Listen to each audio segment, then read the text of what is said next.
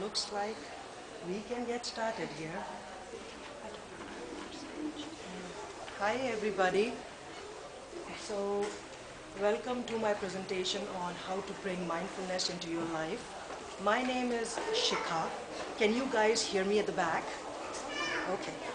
Um, so my name is Shikha and I am, before we get started talking about mindfulness and what it means and how is it that you can practice it in your daily life, I just wanted to give you guys a brief introduction of who I am and why am I here presenting to you on this topic. And my name, as I already mentioned, is Shikha, and I am not a spiritual teacher, I'm not a spiritual guru. I am just like you guys here. I am somebody who got very interested in learning to live a more peaceful and mindful life just a few years ago, around a decade ago, because the life that I was living at that time was not working for me.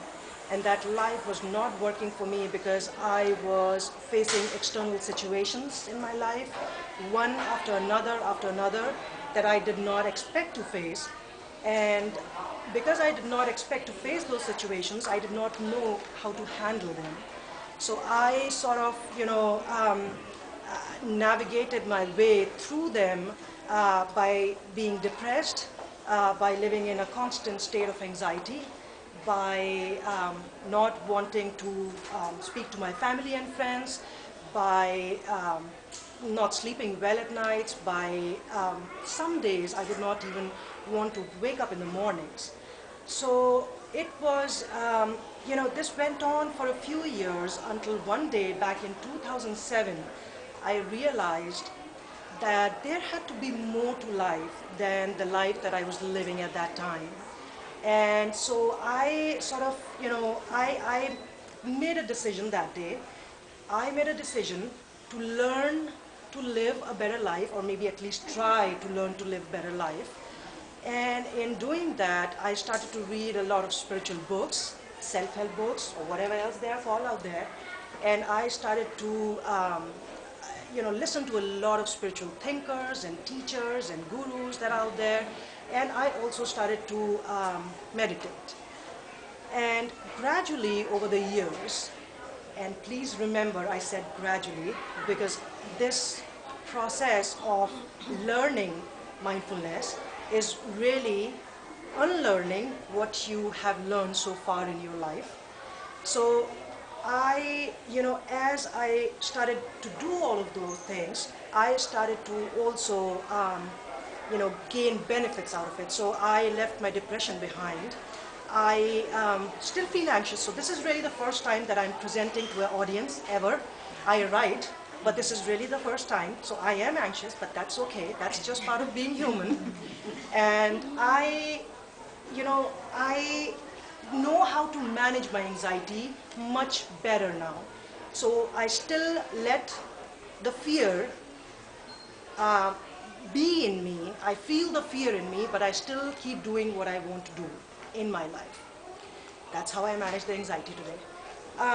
So it has, mindfulness really has helped me so much in my life. It has helped my quality of life. It has improved my quality of life.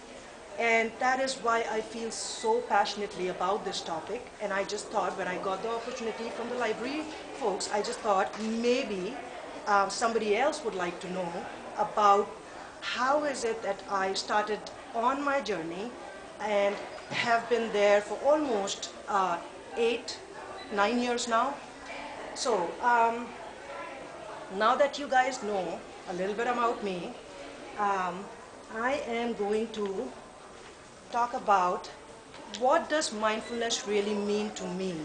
I mean, if you have listened to other spiritual teachers and gurus over the years, and if you have read the books and, maybe Googled, our favorite tool, just the word mindfulness, there are so many definitions that are out there, and they're all correct.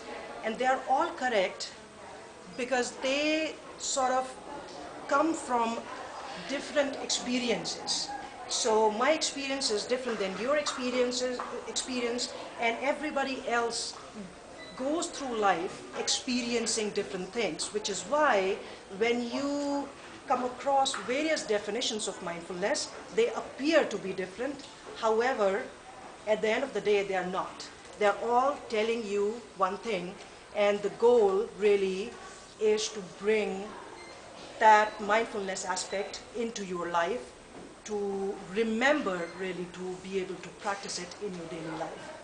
All right, so this is what I have understood mindfulness to be.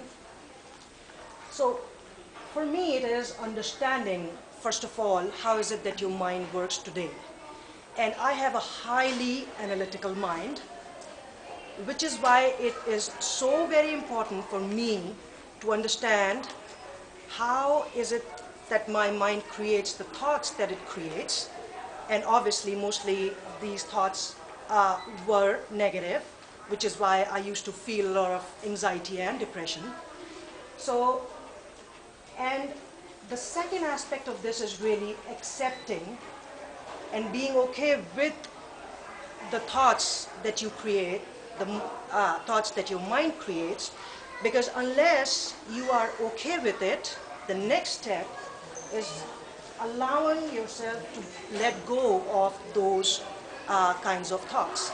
So, in order for us to be able to even begin to accept our mind and the way it thinks today, we have to be able to understand how it thinks today. And then the idea really is to be able to accept those thoughts as they are today, and then be able to let go of that kind of thinking, so that we then allow new ideas, new beliefs, and new, thoughts, the creation of new thoughts to happen in our minds. So that's really the goal, and that is what changes our experience of life. All right, so this is what I call the mind pyramid, and this will help you guys understand how is it that our mind works today. And when I say you guys, I literally mean every single human being walking on the face of this earth, because we all think exactly the same way. Our thoughts are created from somewhere, and irrespective of what culture you are, irrespective of what nationality you are, color you are, religion you are, it does not matter. If you are a human being, you have a mind. And because you have a mind, this is how you create thoughts in your mind. So, at the top of the pyramid, we have the mind, which creates thoughts. And those thoughts could either be positive or they could be negative.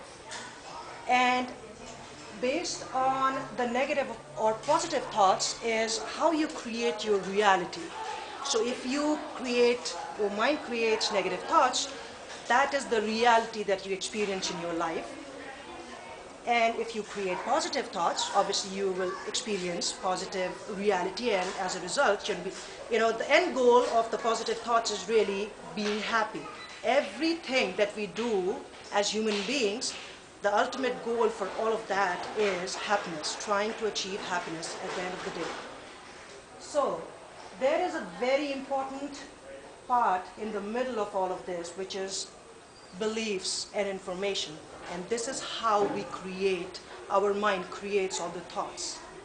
So, I'm going to talk a little bit about beliefs, give you an example, and then I'll come back to information and then give you an example, because I'm not sure how much you guys really understand about how beliefs and information actually creates thoughts. So let me give you an example of a belief.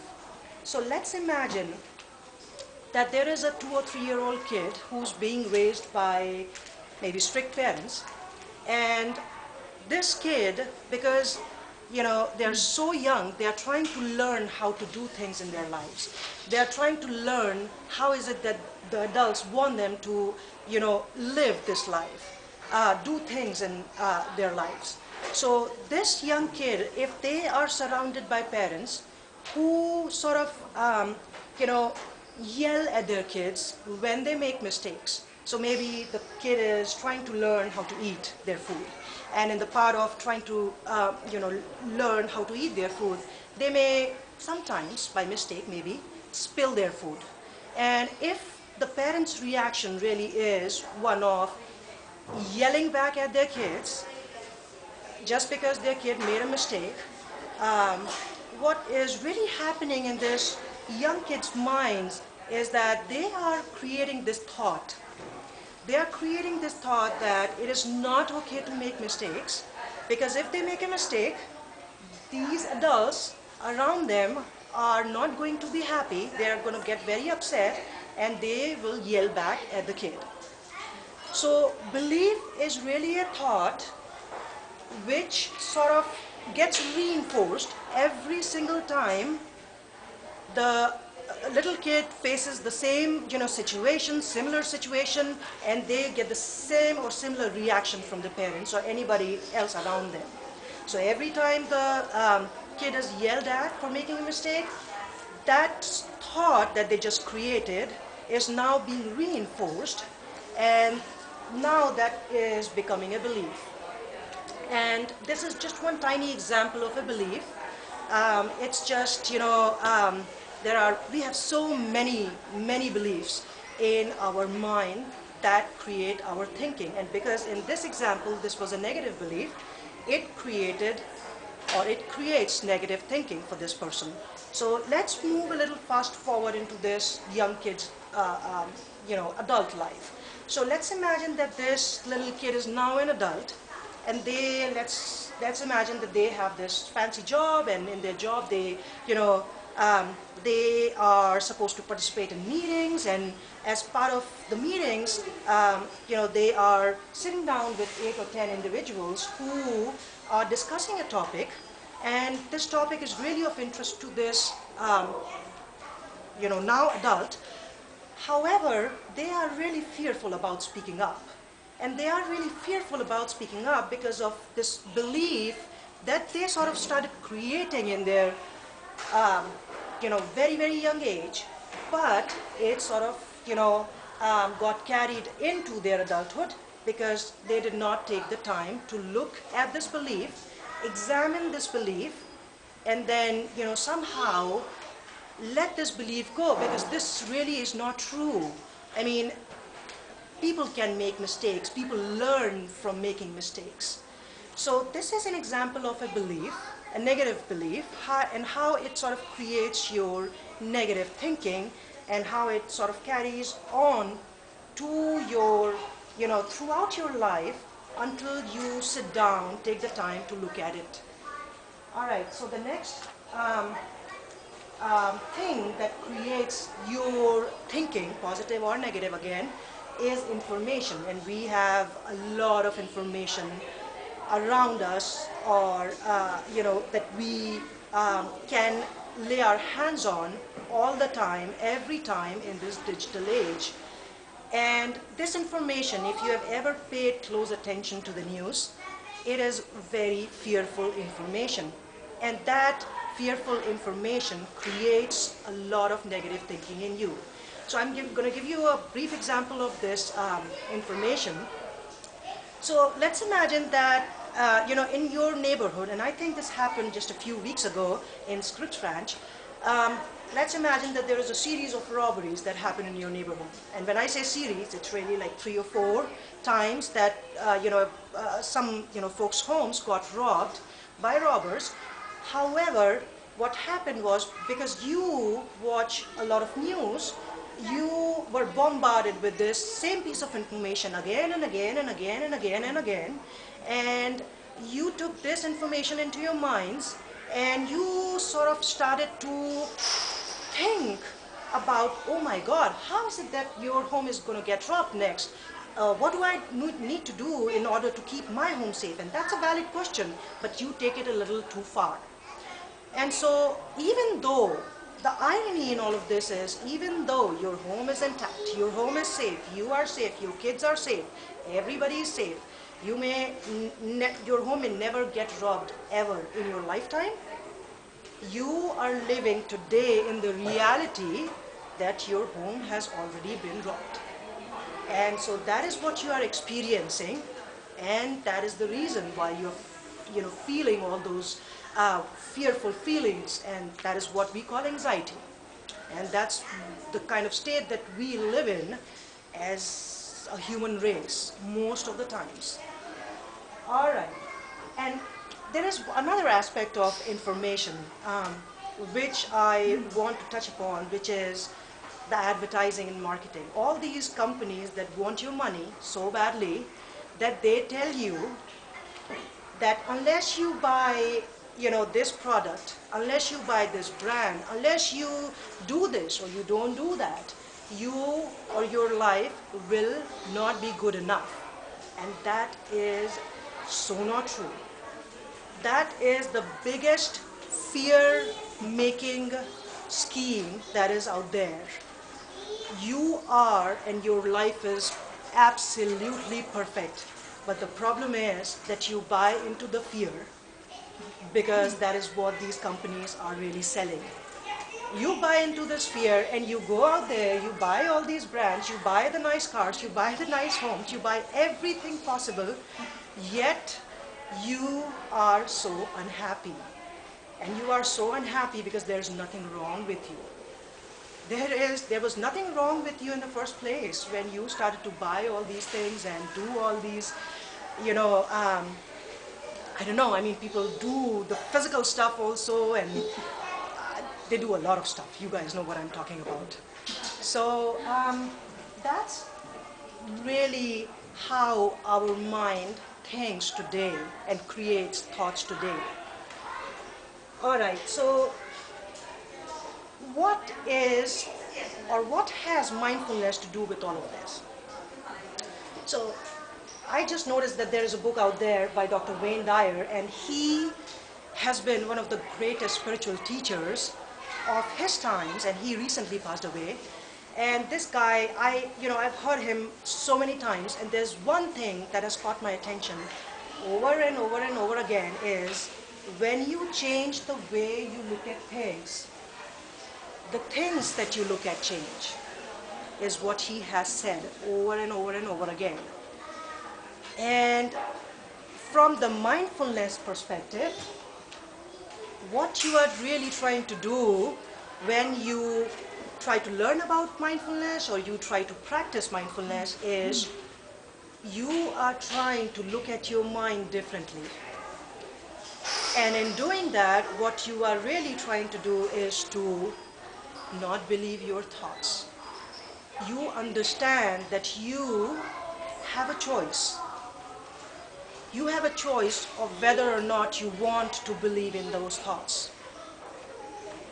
So when you, and this is something that sort of goes back to being able to accept the way you think today. There is nothing wrong. Don't go home and don't go to, one of your psychologists, psychiatrists, and, try to figure out what is wrong with your mind. If it creates a lot of negative thinking, it's totally normal. In this human society, we have created this definition of perfection, and what we have said is we should always feel the good feelings and we should not feel the negative and bad feelings. And that is so not true. If you are a human being, you are that entire package. You can allow yourselves to feel everything that you feel. You are not a bad person for feeling a negative feeling. And because we don't want to feel our negative feelings, we sort of try to, push them away all the time. But then there comes a time then that we, either get very, very depressed or we start to live in a constant state of fear and anxiety. It manifests at some point in time, and it will manifest at some point in time because you did not pay attention to it. So mindfulness is, like I said, it's really about looking at your mind differently. And now since I mentioned attention, mindfulness really is about moving attention from your mind, which is where we all live, most of the time, maybe all the time, into the present moment. And the present moment really is what you are doing today, what you are doing right now. It may be your breath. That is sort of the easiest thing to bring you back to the present moment. But I mean, at least I have not been able to just be able to focus completely on my breath all the time. I mean, the goal here is not to live in a Zen state all the time. That's not really the goal. The goal here is to be able to manage our lives so that we feel all the feelings, the set of feelings that a human being is supposed to feel, and be okay with that. And that's all the goal of mindfulness really is. So you are not going to become a Buddha and, just be happy for the rest of your lives. That's not really the goal. All right, so this is, thanks to Marion, my colleague here, friend here, this is what really ends up happening when you practice mindfulness. So mindfulness sort of, because I mentioned, you sort of start learning that there is a choice that you have. And when you start to understand that there is a choice that you have, you start responding to everybody out there. You start responding to every situation that you face in your life instead of reacting to it. That is the difference in your life, or that is going to be the difference in your life once you start to practice mindfulness. And so I am going to give you a couple of tools that I have used over the years to bring myself back in the present moment. However, I will let you guys know, when you get started on practicing all of this, it just happens. You are in that present moment only maybe for a couple of seconds, a few, maybe good 15 seconds. If you can even achieve that, that is such a big thing in itself, because it's really about the practice. It's really about your decision that you want to live a peaceful life, and then you set an intention, and then you just keep at it. You just keep practicing. And there would be times that you would not want to practice. You'd be like, oh, whatever the heck mindfulness is. I don't care about it right now because I'm so mad and so agitated, and that's also okay. All right, so the couple of tools that I've used over the years is, so let's imagine that you're going on a highway, and this happens so very often to a lot of us. We are driving on a highway at 70 miles per hour, and there's this jerk of a person who just cut us off. And we just avoided an accident. And now our mind is in overdrive. We are very angry. We feel that anger in us because we could have been in an accident. And we are so, our mind is sort of going all negative, thinking all negative things about this, person who just cut us off, and how, if they meet us somewhere, this is what we could say to them. And the thing is, and what I'm saying to you guys is, allow yourself to think the way you are thinking and feel the way you are feeling.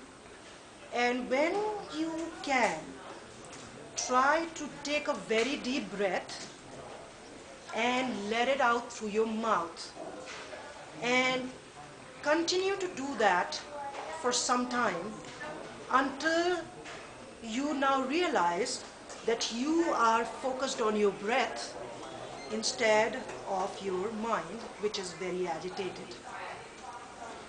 And then you can sort of continue to be in that present moment if you sort of pay attention to the cars around you that are driving, people doing nice things or not so nice things in their cars. Or you can even, start to feel the leather on your steering wheel, or listen to the music that was already playing in your car. this is how you can, on purpose, try to bring your attention back to where you are inside your car on that road so that you don't become that jerk who cut somebody off now. So this is just one tool. Um, there are times that your mind is going to be so agitated that you would not even begin to take that deep breath, and you cannot even go there. You don't even have that capacity to be able to breathe deeply. So this is what I've used so many times, but this is up to you guys if you want to do it in public or not, but this is something I've used in private. I take my own name. When I am that agitated, I just call out my name, Shikha. It's okay, let it go. It's okay, let it go. I literally talk to myself. And because I talk to myself, I just told you guys, it's up to you if you want to use this in public or not. Because people may think you're crazy, but that's okay. So these two things have helped me so much over the years, and they have sort of brought my attention back to where I was in the present moment. And that's really what you can do. There's nothing more you can do, but please do not force yourself, to not think or not feel what you are feeling, because that is never going to work. And I think a lot of us think that we need to think positively, be positive all the time, and because if we think positive all the time, we will be positive. That does not work. That does not work, because you are denying what you are thinking and what you're feeling, and you are trying so hard to go against yourself. And so that is all mindfulness really is. And obviously meditation is a big tool. It is a big, big tool that everybody can practice, and that speeds up your understanding of yourself. What meditation really does is it connects you to yourself, because we live in our heads all the time, and we try to meet everybody else's expectations all the time, and we try to do things for everybody else all the time. We, in the process of doing all of this, we forget who we are and what we want and what we really are thinking and feeling. We don't even know that a lot of times, because we are sort of in the autopilot mode most of the times.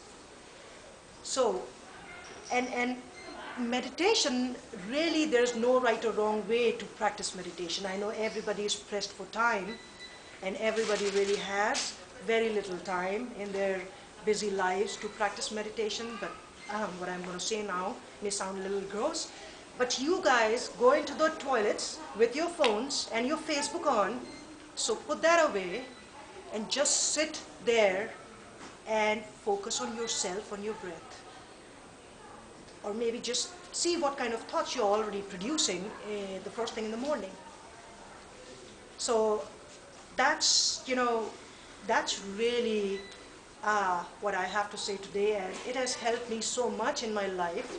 Again, as I mentioned in the very beginning of this presentation, I really hope that you guys can take something away from this presentation today and come up with your own practice and with your own meaning of mindfulness.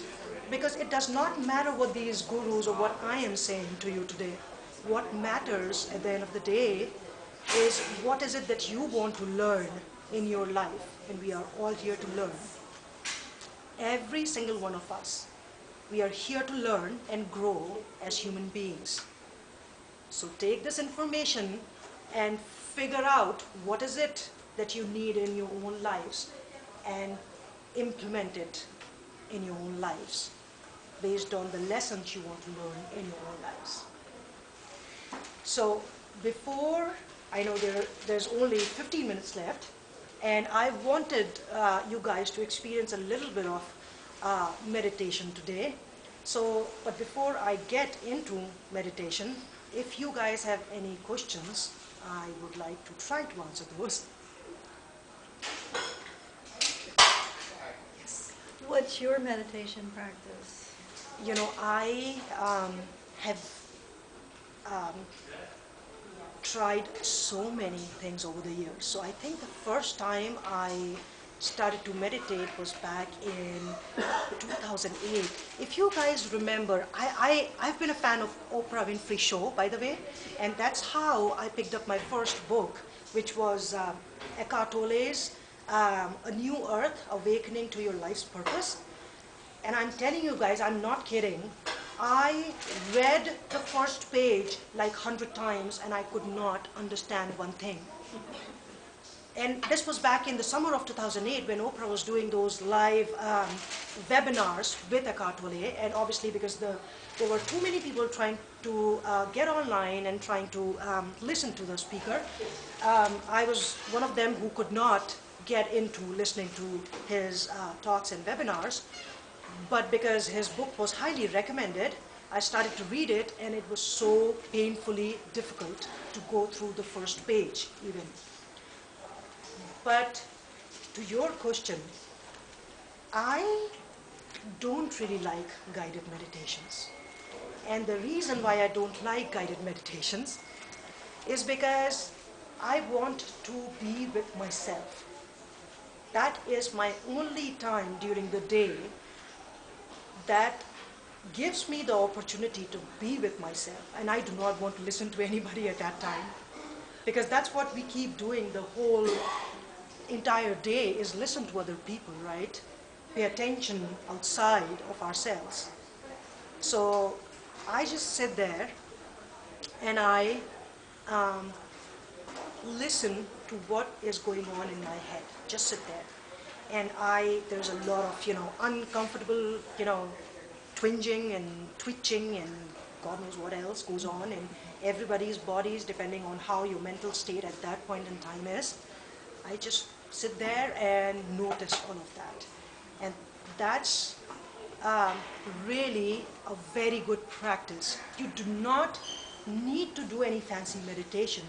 If you can even begin to do that, that will help you so much. That will, like I said, you will get to know yourself all over again. I mean, you knew yourself when you were growing up. That is how these kids appear to be full of energy and life, is because they don't think about these other people. They don't care what you want. I mean, you are a 3-year-old kid, and I have a 3.5-year-old kid. I'm like, Anya, wear your shoes. Anya, wear your shoes. Anya, did you put your shoes on? Anya, your shoes are not on. They're not listening to you, which is why they are just listening and paying attention to themselves, and which is why they are the happiest people on this planet. So, yes, so that is my favorite thing to do, is just sit down there and just be. Yeah. Any more questions? Yes. I remember you said that our ultimate goal is not being happy, but doing all these stuff, takes us to be happy, right? Absolutely. See, that's the thing. At the end of all of this, what really ends up happening is, because if you have ever tried to achieve something in your life and you just go after it and you keep trying and trying and trying, and my life situations have been such that I have sort of a PhD in trying for a lot of things. And I can tell you that if you let go of that goal that you want to be happy so desperately, to be happy, happiness will come find you. Just because you are interested in being yourself, in following your own heart, And that is exactly what I'm doing today. I am just here talking to you guys because this topic is so much fun for me. I find so much joy in talking to my friend and colleague here about this topic. I can just go on and on and on about this topic. So, and that's what, if you are able to find a thing, something that you really love to do and can have fun doing it, just by doing that, you will see that there will be major changes in your life, major shifts in your life. And so I forgot about this slide. Oh, it's not, it does not want to go. Okay. It's died on me. There you go. So like I said, this is really the first time I'm talking to an audience about this topic. But what I recently started to do is write a blog. And I write about these old beliefs. So basically, it's called Life, a Shift in Perspective. You know, I write about these old beliefs that are responsible for a majority of our thinking, and especially negative thinking. And then I, show you guys the fear behind that kind of thinking, and then I give you guys a new idea, a new perspective on how to think and create new beliefs. So that's what I do in my blog, and it's really a weekly thing that I do every Friday evening. I post a new, or publish a new post. So that's what I do.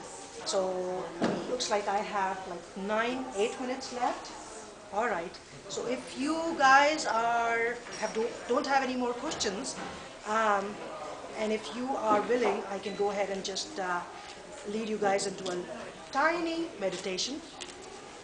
All right. I would need a chair for that.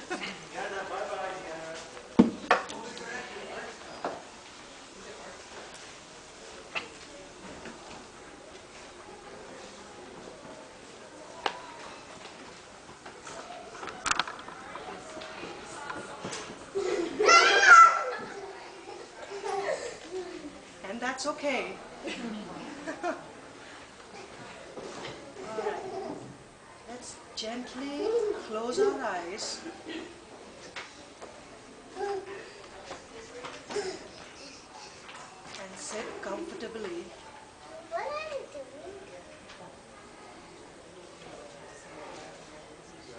And take a deep breath.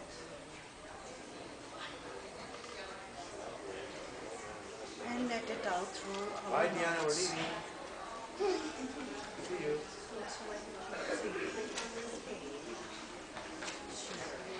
Let's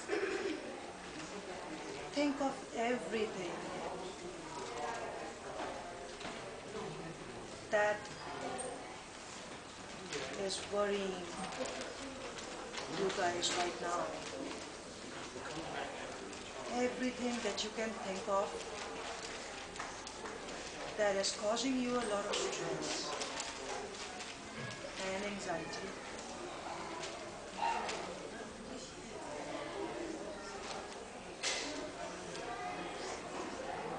And let's take another deep breath. And let it out through your mouth. And let those worries and anxiety go through your mouth into the universe. They'll still be with you when you open your eyes, so don't worry. They're not going anywhere. Let's focus our attention on our hearts.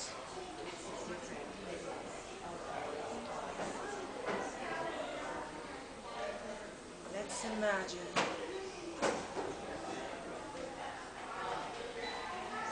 a beautiful, bright red light shining in the center of your chest, where your heart is.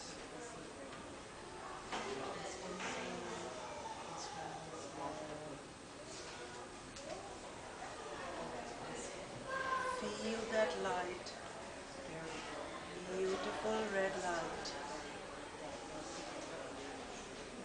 is expanding.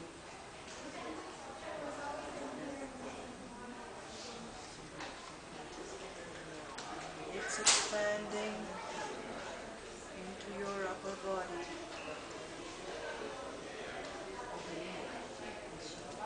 into your lower body.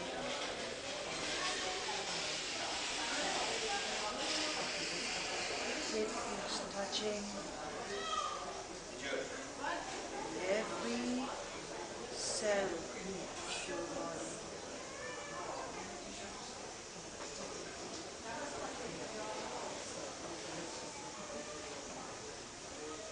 Now imagine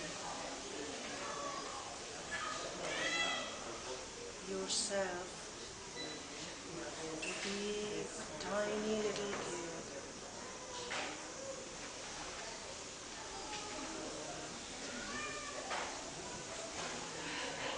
Imagine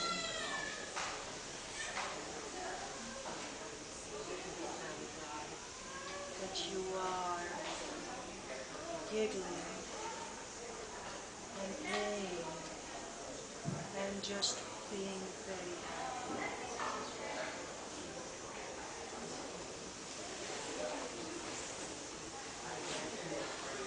This beautiful kid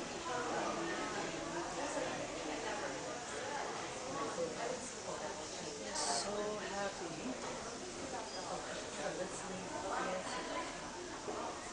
Give this kid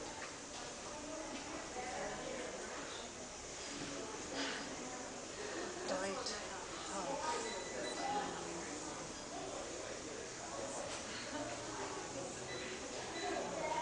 Tell it that you love it so much.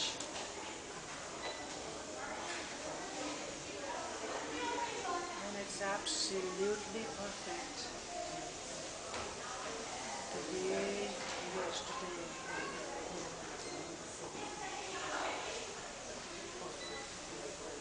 Just keep hugging yourself.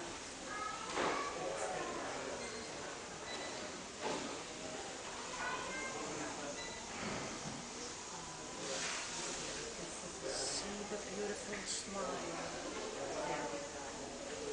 on this kid's face.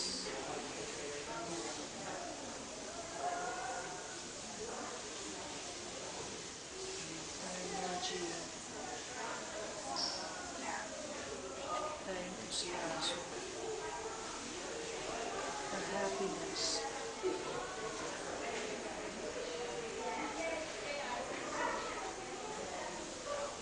Tell this kid